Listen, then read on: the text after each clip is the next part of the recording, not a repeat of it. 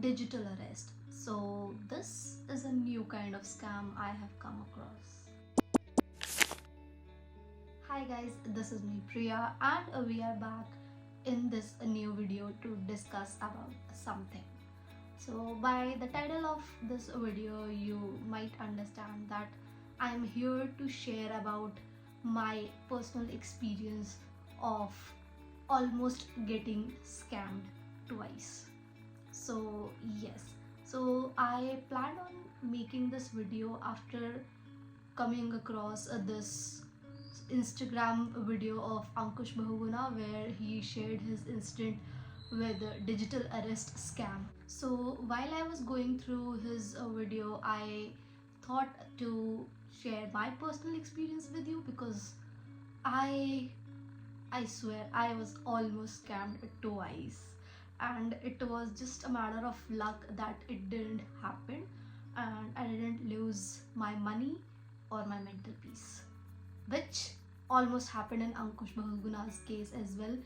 He might not have lost any money, but he did lost his mental peace for quite some time, and these kind of cases do impact your mental peace. So this video is going to be me ranting about these cases, especially what happened with me, how it happened, and how I prevented it. What is digital arrest? What, or may I say, what is this scam which is called digital arrest? So in these cases, what these scammers do, they will do a video call to you and they will say that you are under a digital arrest where you can't go out of your home, you can't call anyone, you can't text anyone. They will keep on manipulating you that you are under danger and they are the one trying to help you. And if you say that you want to inform your family or a relative or a friend, they will even tell you that they're like the family or the friends you're trying to call may be in danger because of your message or call. So yeah, that's how they play with your mind, and that's how they end up convincing the victim that they are actually under a legit arrest, just not in jail but a digital arrest. And these kind of digital arrests do happen irrespective of your professional background or age, because as we have seen in Ankush Bhoguna's case, he's pretty young and he still got scammed. I also read about a similar case where a 59-year-old person got scammed of a huge amount of money. So yes, it can happen to anyone irrespective of your profession or age or gender. This encouraged me to share my experience with you all, and it happened twice with me. For the first case, so I'll start with one. I was almost scammed for the first time. I was working in the office. It was around 11:30 or 12, something like, it was almost noon, and I receive a call where the person on the other side, he says that he is my tenant from other property and my dad has asked him to send the rent money to me on my number using Google Pay. So I was like, okay, fine, because I was also confused. Though I do have a tenant somewhere else, not here. We do have a tenant, but they do not send money like that, and obviously they don't call me because they don't even have my number. So yes, that was my first red flag on that call.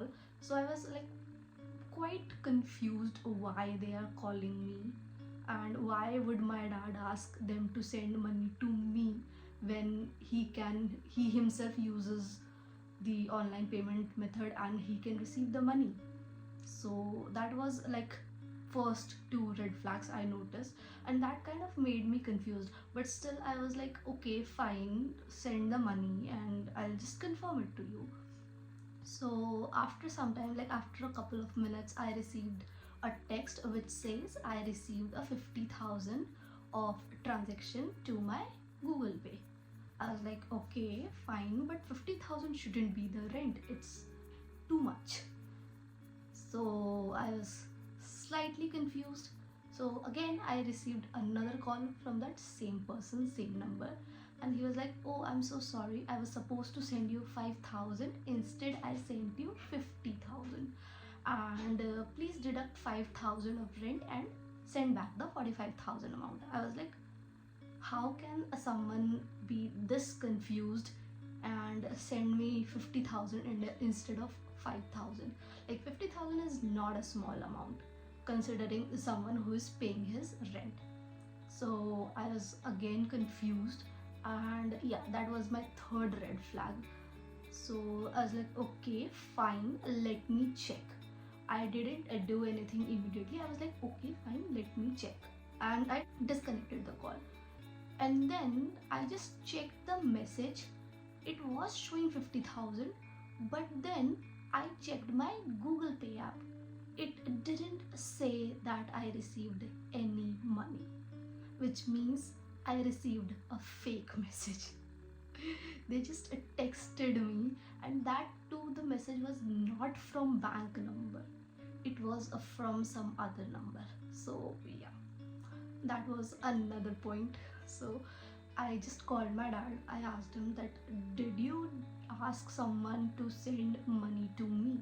And my dad was like, why would I ask someone to send money to you when I myself can receive it? And I was like, I just told him what kind of call I received, and he was like, you haven't sent the money, okay, right? And I was like, obviously I'm not sending anyone money. So I just informed my dad that all about the call, and my dad was like, don't send any money, and I haven't asked anyone to ask you for money. So I was almost sure about that, and my dad saying this thing just made me 100% sure on it. Once I disconnected the call with my dad, I again received the call from that scammer, and he was like, ma'am, I haven't received my 45,000.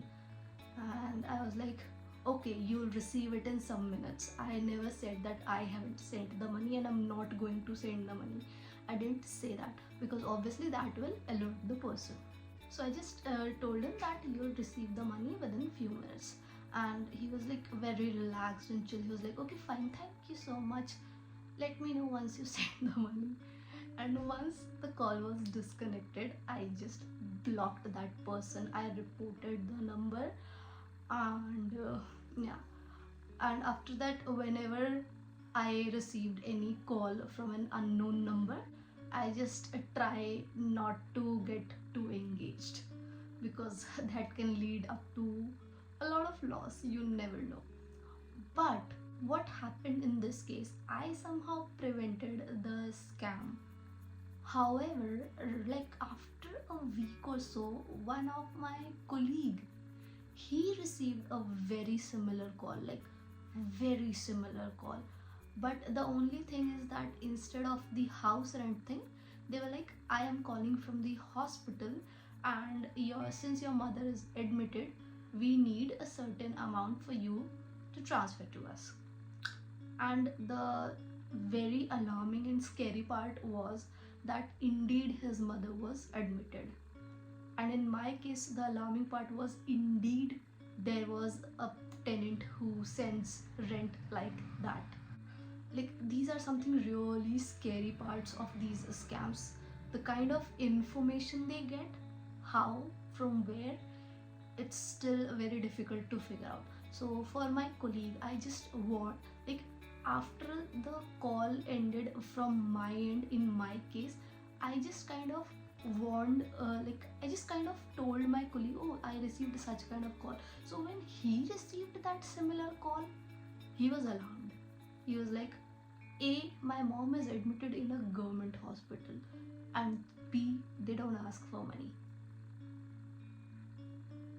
And he just disconnected, blocked, and reported the number, because the number from which he received the call was very, very similar to mine, just a couple of digits changed at the end. So yeah, that was the case, and that's how I was almost saved, and so was my colleague, from this so-called financial scam. Now, what happened for the second time? Like how I almost was scammed the second time. Yes, it happened twice. So for the second time, it was not this call that we have transferred a money or something, but it was a very weird call. I didn't receive that call, my dad received it. It was on his phone, his number. And since we were just walking, I was carrying his phone, and there was this weird number, and my dad was like, okay, it might be some company or someone calling, just pick up the call and tell them we are not interested, like how we receive credit card calls. So this is me, I just pick up the call and I say that I'm not interested. So for that call as well, my dad was like, just pick up and tell them we are not interested. I was like, okay, fine, I'll do that. And I picked up the call. As soon as I picked up the call, they were like, hi, we are talking from this telecom department or something, and your phone number, your this current phone number will be deactivated permanently within 2 hours. And I was like, okay, but why? Because I was not sure if it was a scam or not, but I was kind of worried that this number might be deactivated, because that number is used for like official purposes. So that was the reason why I was kind of worried. I got worried for that. So they were like, she was like, the caller, she was like, yes, we are going to deactivate your number. I asked the reason, and they were like, we have received multiple reports that this number is being used for fraud. I'm like, what kind of fraud? He was like, sorry, she was like, marketing fraud. There are multiple scam or spam messages being sent from this number. I couldn't figure out if she said scam or spam, so yeah, whatever, these kind of messages were sent from this number, and many consumers have reported it. I was like, okay, but when was it reported and when was the message sent? So when I asked the question, they couldn't answer. They were like, the report was done, the number was reported, and we can't disclose, which is not like it doesn't happen like that generally. So I was like, okay, what kind of report is there? What are the allegations in the report? There must be some detail. And she like denied everything. She was like, we can't share like so much detail, it's confidential. And from there onwards, I was alerted. I was like, okay, this cannot be telecom department. They won't deny everything I ask. They will give me some information, because even they know that the person who is using the number will be scared for their number if it is being used for official purposes. But the caller denied any kind of information, and that alarmed me. I was like, and then I started questioning. So in these kind of calls, I avoid talking for long, but here I was just clearing my confusion, my doubts, that if it is a scam call or not. So I just started cross questioning them, and I was like, okay, who filed the report? And they were like, few people. Okay, who few people? They never mentioned, like they never told me any details about the person who has filed the report or people who have filed the report. So I was like, okay, fine, where is it, like where is the report being filed? Because I am in Delhi, so I would love to know where the report was filed. And she was like, it is being filed in Mumbai. I'm like, okay, fine, but this number is not registered in Mumbai. I didn't tell her that where this number is and from where I am calling, but I just told her that this number is not registered in Mumbai. How can this be reported in Mumbai? Like, this number is registered in some other city. It should, like, the city, like someone in the city related to telecom department needs to be updated if that's the case. Because even I was not sure like how it works. So I was just speculating. I was just talking around. I was just bluffing, I would say. So yeah, that happened. So she was like, no, it has been filed in Mumbai.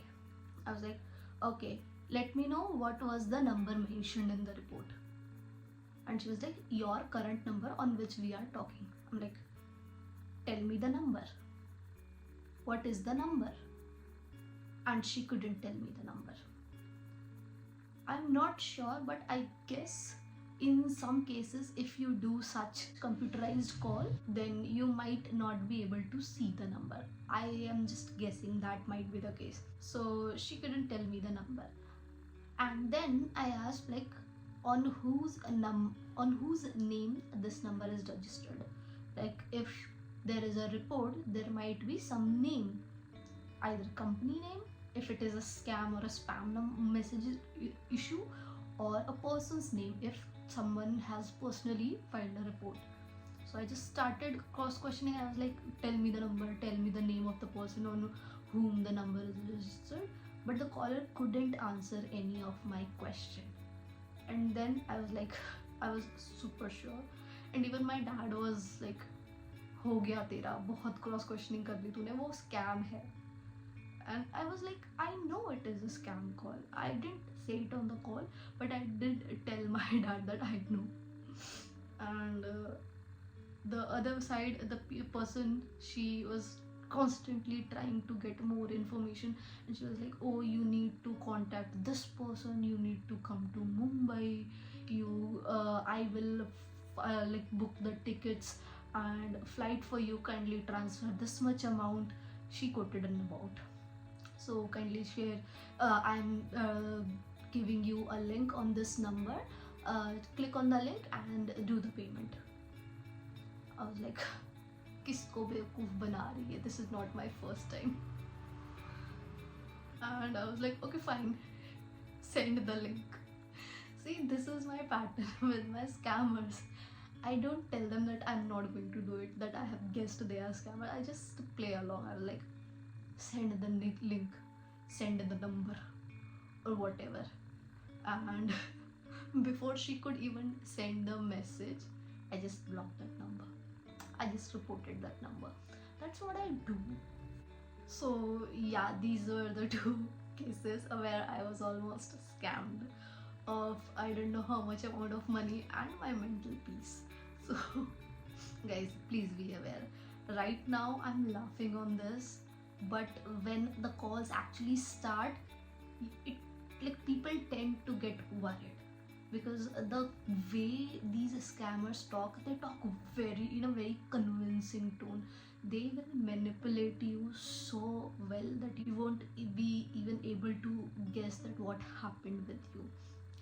So at the end, I just want to share like a couple of tips which worked for me and saved me in both the cases, and I didn't get scammed. That is, A, try not to talk for very long. That is the first thing. Try to disconnect the call within a minute if you figure out in the very starting, like within a couple of minutes. Try to disconnect the call if you have figured out in the starting. Don't do musty like me. Don't play along with the scammers, okay? I am a little crack, that's why I did that, but please, you don't do that. But in case you are just doubtful but not sure that it is a scam call or not, try to cross question them. Just keep on cross questioning them. In this case, what will happen, either you will get your answers, your doubts will be clear, or the scammer will be just irritated and will disconnect the call. This might happen, but the second thing has very less chances that they might get irritated and disconnect the call, because these scammers are very persistent. So it will obviously clear your doubts, and as soon as you realize that it is a scam call, disconnect, block, report, and also make your people nearby aware about that. Because what happens, if a one person receives such call, there are like high chances someone around you might be receiving a next call. So please make them aware that you received such kind of call, and they may or may not receive such kind of call, so they should be aware, they should be alert, and they would not be scammed. like many people out there do get scammed. And one more thing which I would love to mention is that these scammers, they actually feed onto your fear, your worries, your anxiousness. Try not to show any of these emotions in your voice. Try to stay firm.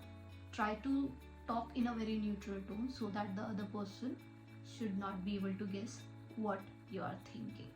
Because once they suspect that you are getting worried or anxious, they will feed on to that, and they will make sure that you end up being the victim of their scam or end up losing your money.